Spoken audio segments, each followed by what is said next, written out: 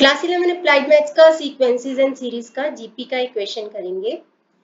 A snail starts moving towards a point 3 centimetre away at a pace of 1 centimetre per hour. एक snail घोंगा जो है 3 centimetre उसको जाना है एक पॉइंट पर और उसकी स्पीड है 1 सेंटीमीटर पर आवर। तो 1 सेंटीमीटर पर आवर के हिसाब से वो चल रहा है। As it gets tired, it covers only half the distance compared to previous hour in each succeeding hour.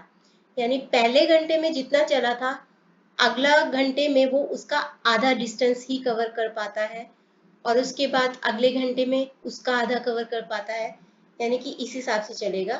पहले एक घंटे में 1 सेंटीमीटर पर आवर की स्पीड से चल रहा है, फिर अगले घंटे में आधा, फिर 1/4 आधे का आधा, फिर 1/8।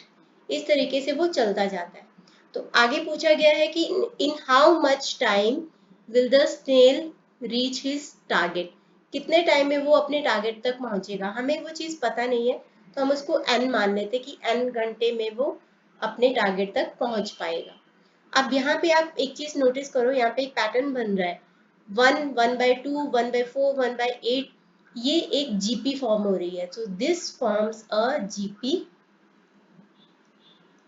क्योंकि सेकेंड टर्म जो है second term upon first term 1/2, third term upon second term 1/2। इस तरीके से ये एक जीपी फॉर्म हो रही है जहां पे रेशियो बन रहा है 1/2।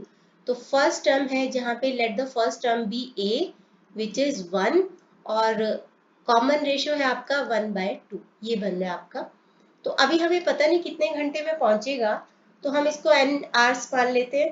तो उसके हिसाब से Sn का फॉर्मूला क्या होता है, a 1 minus r raise to n।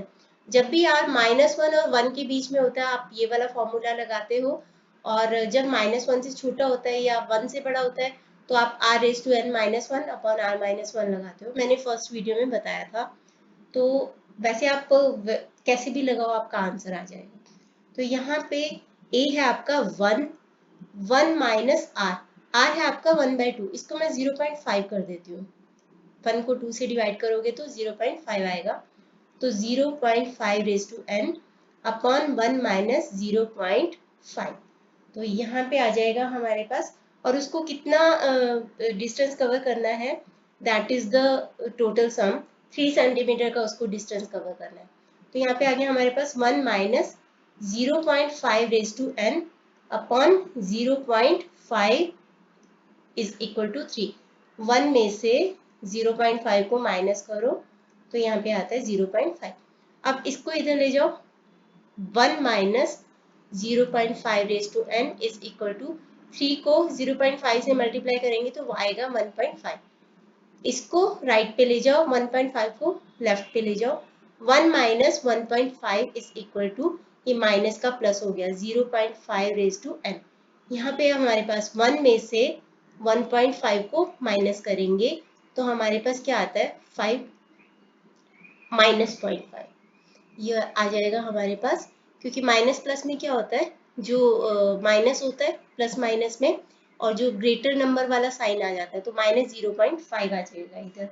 तो इधर आ जाएगा हमारे पास माइनस 0.5 और यहाँ पे है 0.5 raise to n which is not possible. क्योंकि आप कोई भी कांस्टेंट लो, ये भी एक कांस्टेंट है 0.5, उसकी पावर कुछ भी हो, माइनस हो प्लस हो कुछ भी हो, वो कभी भी नेगेटिव तो नहीं हो सकता। Negative not possible. For example मैं आपको एग्जाम्पल बताती हूँ। से सपोज यहाँ पे है 5 रेज टू -3।